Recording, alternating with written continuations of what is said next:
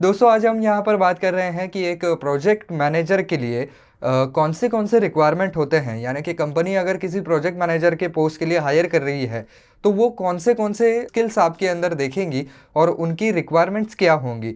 तो एक project manager के जॉब के लिए जो है वो एक्सपीरियंस ज़रूर प्रेफर किया जाता है। इसका रीज़न भी है क्योंकि कंपनीज़ के बड़े बड़े प्रोजेक्ट होते हैं जिसके अंदर जिम्मेदारियाँ काफ़ी सारी होती हैं। तो इसके लिए इसको सँभालने के लिए एक ज़िम्मेदार आदमी होना चाहिए जिसने वो काम पहले किया हो। तो इसके लिए आपके पास जो है वो इस पोस्ट के ऊपर काम करने का एक्सपीरियंस होना ज़रूरी है। और वो एक्सपीरियंस भी आपका जो है वो इंफॉर्मेशन टेक्नोलॉजी सेक्टर के अंदर होना ज़रूरी है, क्योंकि जनरली जो प्रोजेक्ट मैनेजर हायर किए जाते हैं वो आईटी में ज़्यादा हायर किए जाते हैं बाकी किसी भी सेक्टर के मुकाबले। तो इसकी वजह से आपको इंफॉर्मेशन टेक्नोलॉजी वाले किसी प्रोजेक्ट का जो है वो मैनेजरशिप का एक्सपीरियंस होना ज़रूरी है।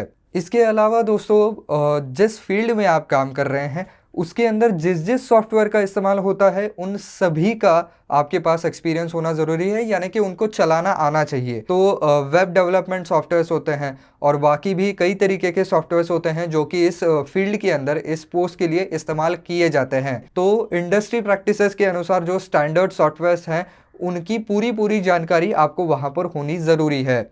इसके अलावा क्लाइंट फेसिंग और इंटरनल कम्युनिकेशन स्किल्स जो हैं वो बहुत बढ़िया होने ज़रूरी हैं, क्योंकि जब आप क्लाइंट को फेस करते हैं तो उनके बोलने का ढंग कई बार ऐसा होता है कि वो क्या कहना चाहते हैं वो उतना क्लियर नहीं होता है, या उनकी विज़न उनके प्रोजेक्ट के बारे में उतनी ज़्यादा क्लियर नहीं होती है। तो वो आपको उनसे बातचीत करके ही अपनी विज़न क्लियर करनी होती है कि आखिर वो चाहते क्या हैं, किस तरीके का ये प्रोजेक्ट चाहते हैं। इसके अलावा क्लाइंट के साथ आपको नेगोशिएशंस भी करने पड़ते हैं बजट के लिए और ओवरऑल जो कॉस्टिंग है उसके लिए। इसके अलावा आपके वर्बल कम्युनिकेशन स्किल्स और रिटर्न भी कम्युनिकेशन स्किल्स जो होते हैं वो अच्छे होने चाहिए। तो आपको सिर्फ क्लाइंट के साथ बात नहीं करनी है बल्कि आपके टीम मेंबर्स के साथ भी बात करनी है, उनके साथ भी कोलैबोरेट करना है। तो उनको क्या करना है ये ठीक तरीके से इंस्ट्रक्ट करने के लिए आपके वर्बल कम्युनिकेशन स्किल्स काम में आते हैं। या अगर कोई बहुत पिछड़ रहा है अपने काम में तो उसको किस तरीके से उससे बातचीत की जाए, तो इसके लिए भी वहाँ पर वर्बल कम्युनिकेशन स्किल्स काम में आते हैं। आपको जो रिपोर्ट्स वगैरह बनाने होते हैं या डॉक्यूमेंटेशन करना होता है, ईमेल्स को रिवर्ट करना होता है, उसके लिए आपके रिटर्न कम्युनिकेशन स्किल्स काम में आते हैं। इसके अलावा दोस्तों ऑर्गेनाइजेशन स्किल्स काफ़ी बढ़िया होने चाहिए, क्योंकि एक प्रोजेक्ट मैनेजर के पास काफ़ी सारी जिम्मेदारियां होती हैं, उसको अलग अलग जगहों पर एक ही समय पर ध्यान देना होता है।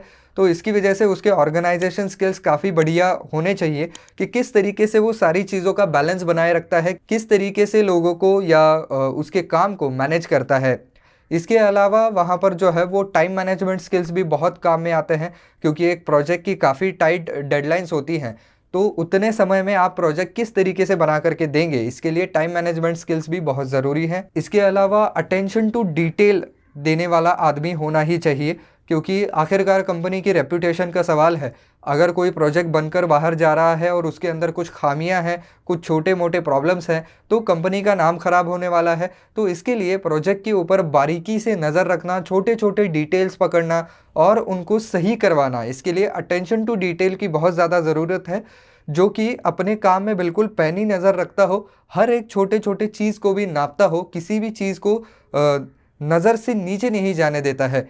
ऐसा आदमी वहाँ पर होना ही चाहिए। इसके अलावा दोस्तों एक और ज़रूरी स्किल जो है वो है मल्टीटास्किंग, क्योंकि जैसा कि हम अभी अभी पूरे वीडियो में बात कर रहे थे कि इस आदमी के पास जो है वो काफ़ी सारी जिम्मेदारियां होती हैं।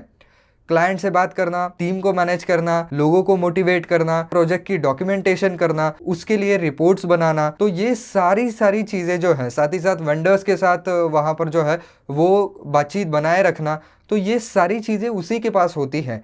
तो इसके लिए मल्टीटास्किंग स्किल्स बहुत ज़्यादा ज़रूरी है। एक ही साथ 4 अलग अलग काम करने की क्षमता उसके अंदर होनी चाहिए। इसके अलावा बात यह है कि वो आदमी डेडलाइन में काम करने के लिए कंफर्टेबल होना चाहिए, क्योंकि इस फील्ड के अंदर काफ़ी टाइट डेडलाइंस हो जाती हैं, काम का प्रेशर बहुत ज़्यादा होता है, स्ट्रेस भी ज़्यादा होता है। तो ऐसे में आदमी ऐसा होना चाहिए जो कि उस स्ट्रेस को या उस डेडलाइन को जो है वो एज अ चैलेंज के तौर पर स्वीकार कर ले, न कि उसे एज अ स्ट्रेस लेकर के बैठ जाए।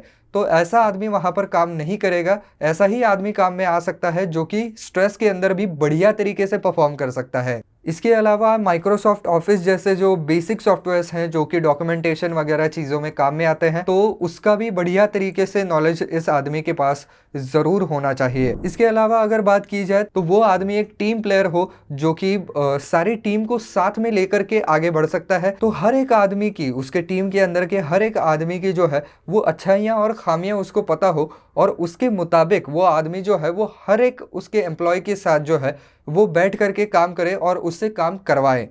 तो ये चीज़ इसके लिए ज़रूरी बन जाती है कि वो एक अच्छा टीम प्लेयर हो। अब बात करें दोस्तों एजुकेशनल क्वालिफिकेशन की, तो हाँ, इसके लिए काफ़ी स्ट्रॉन्ग एजुकेशनल क्वालिफिकेशन चाहिए होगा। तो जिस इंडस्ट्री के अंदर आप जा रहे हैं, मान लीजिए आईटी इंडस्ट्री है, तो उससे रिलेटेड आपको पूरा पूरा जो है वो क्वालिफिकेशन होना चाहिए। कंप्यूटर साइंस अगर आपने की है या कंप्यूटर इंजीनियरिंग की है, इसके अलावा अगर आपने उस रोल से स्पेसिफिक कोई और कोर्सेज किए हुए हैं, उसके सर्टिफिकेट्स आपके पास हैं, तो और एक एडेड एडवांटेज आपके लिए ज़रूर बन सकता है। तो दोस्तों ये सारी रिक्वायरमेंट्स हैं एक प्रोजेक्ट मैनेजर के जॉब के लिए।